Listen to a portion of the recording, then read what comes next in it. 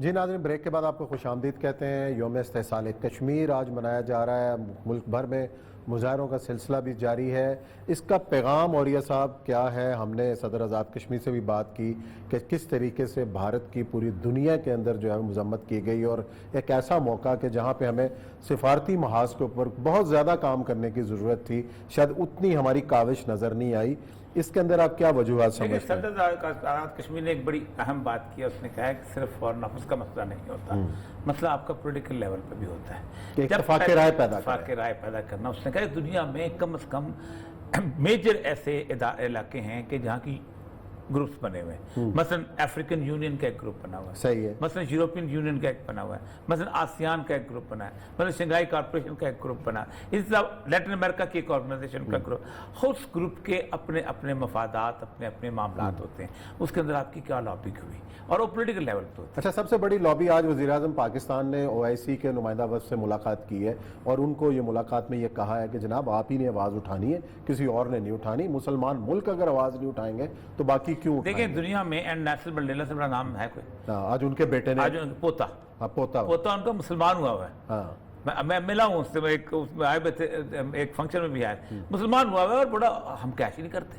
آپ دیکھیں Nelson Mandela کی فیملی کی جتنی رسپیکٹ پوری دنیا کے اندر کسی اور فیملی کی نہیں۔ اس کی ایک وجہ ہے کہ انہوں نے کئی 100 سال کی اپارتھیڈ اور ظلم کو برداشت کرنے کے باوجود ایک انہوں نے بنایا تھا ریکانسیلیشن کا، مجھے بہت بڑا، اور کہا تھا سب کو معاف کر دو، اور یہ صرف رسول اللہ صلی اللہ علیہ وسلم کے علاوہ کسی اور نے آج تک نہیں کیا، جو کہ نیلسن منڈیلا نے آپ کی سنت پر عمل کرتے ہوئے کہا بڑا نام ہے، آپ نے کوئی کیش نہیں کیا اس کو۔ میں وہی ان سے سردار سے پوچھ رہا تھا کہ جو کچھ انڈیا کے ساتھ عالمی پریس کر چکا ہے، جو انڈیا کے ساتھ اس یورپین یونین والی رپورٹ ہو چکی ہے، آپ دیکھیں ہمارے ہاں ایک چھوٹی سی بات ہوتی تھی تو یوں بلو اپ کرتے تھے، آپ نے کیا بلو اپ کیا کہ نہیں کیا؟ اور ہمیں کوئی وفود نظر نہیں آئے، کیونکہ پارلیمانی پارٹی کا گروپ کوئی جا رہا ہو، کسی دارالحکومت میں بیٹھ کے لابنگ کر رہا ہو۔ پاگل ہو جانا چاہیے تھا لوگوں کو نکلنے کے لیے، میں ادھر جاتا ہوں آپ ادھر جائیں۔ دیکھیں سپیکرز لیول پہ آپ بات کرتے ہیں کہ ایک آرگنائزیشن بنی ہوئی ہے کہ تمام دنیا کے جو سپیکرز ہیں، جو چیئرمین سینٹ ہیں، ان کی ایک آرگنائزیشن، آپ وہاں پر ریجنل سپیکر لیول کی، آپ صرف ایک آرگنائزیشن ہے جہاں بات نہیں کر سکتے، وہ سارک ہے، ورنہ اور کس جگہ آپ کو روکا گیا؟ اور کس جگہ آپ کو OIC میں آپ نہ بھی جائیں، اس کے باوجود بھی OIC کو آپ کھڑا سکتے ہیں کہ بھئی آپ کھڑے ہو جاؤ، تو یہ مردگان کو دوسرے کو ان کو ایک گروپ بنا کے نکل سکتے ہیں۔ پاکستان نے بنیادی طور پر اس اپورچونٹی کو کیچ نہیں کیا، یہ بہت تکلیف دہ بات ہے۔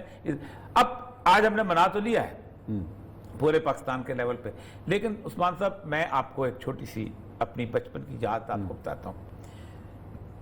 اس کے لیے کم از کم 1-2 مہینے سے تیاری چل رہی تھی کہ ہم نے کرنا ہے، اسٹیٹ لیول پہ بھی کرنا ہے، باقی جگہ۔ اب آج میں تو کشمیر ڈے کے اوپر سکھر میں جلسہ جلوس نکلا ہے، اس کی ریلی کی صدارت جو ہے وہ ڈپٹی کمشنر صاحب کر رہے تھے، وہ سیاستدان نہیں ملے آپ کو وہاں پر، باقی کی ضرورت کیا ہے؟ ڈپٹی کمشنر کو اپنا اس کی سیکورٹی کے ارینجمنٹ کے اوپر کھڑا ہونا چاہیے SP کے ساتھ، ٹھیک۔ اب میں بتاؤں حضرت بل کے درگاہ میں یہ 61-2 کی تاریخ بات ہے، ایک مبارک چوری ہو گیا تھا۔ ہم مسجد میں جمعہ پڑھے تھے، صبح خبر لگی تھی، جمعے کے بعد گجرات شہر میں کوئی شخص ایسا نہیں تھا جو سڑکوں پہ نہ ہو، کسی نے کوئی کال نہیں دی تھی، کسی نے کوئی گفتگو نہیں کی تھی، اتنا غیظ و غضب تھا، اتنا غیظ و غضب تھا کہ سڑکوں پہ لوگ نکلتے تھا کہ گریبان ایک دوسرے کا پاڑ دیں۔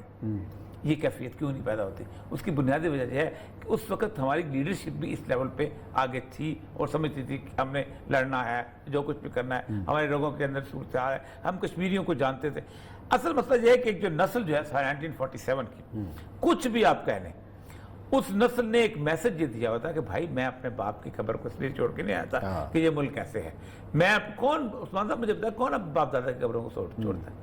میرے گھر میں جتنے بھی لوگ تھے وہ جہاں یاد کیا کرتے تھے امرتسر کو، جا کرتے تھے کشمیر سے بزرگ آتے تھے، وہ آ کے بیٹھتے تھے، سردیوں کے اندر وہاں شالیں بناتے تھے اور وہاں بیٹھ کے اپنے مہمان پیتے، پھر واپس چلا جایا کرتے تھے۔ یہ صورتحال تھی۔ یہ اب کہانیاں سنانے والا کوئی نہیں رہ گیا، نہ کوئی دادا رہ گیا، نہ کوئی نانا رہ گیا، نہ کوئی اور اس طرح، اور پھر ہم نے اس کہانیوں کو کیری فارورڈ نہیں کیا۔ میں آپ کو ایک اور بات بتاؤں، قومیں جو زندہ ہوتی ہیں، امریکہ کے واشنگٹن DC کے اندر ایک بہت بڑا میوزیم ہے جس کو ہولوکاسٹ میوزیم کہتے ہیں۔ اس سے پہلے 5 میوزیم تھے۔ ایک شخص تھا اسمتھ جو تھا، ایک فرینچ کا بیٹا تھا, اس کا باپ بڑا امیر آدمی تھا, لیکن اس کا باپ اس کو اون نہیں کرتا تھا کیونکہ اس کی شادی جو تھی ڈوبیس تھی.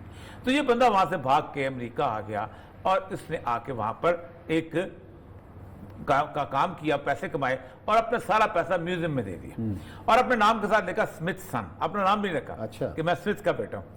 اس نے ایروسپیس میوزیم بنایا, پورا جہاز وہاں اس کے اندر کھڑا ہے. میں وہاں ہولوکاسٹ میوزیم ہے جو یہودیوں نے اپنے اوپر جو ظلم ہوئے ہیں اس کے اوپر انہوں نے پیسے دے کے وہ بنایا, اسمتھسونین ہولوکاسٹ میوزیم. ایک دادی کو میں نے دیکھا, ایک بچے کو لے کے جا رہی تھی, اتنے سے بچے کو, اور ایک جگہ بتا رہی تھی کہ یہ شینڈلر لسٹ ہے یہاں پہ. اچھا چلے, گفتگو کو بڑی امپورٹنٹ ہو رہی ہے, اس کا سلسلہ جاری رکھتے ہیں یا بریک کا کہہ رہے ہیں, بریک لیتے ہیں اور اس کے بعد پروگرام کا سلسلہ جاری رکھتے ہیں.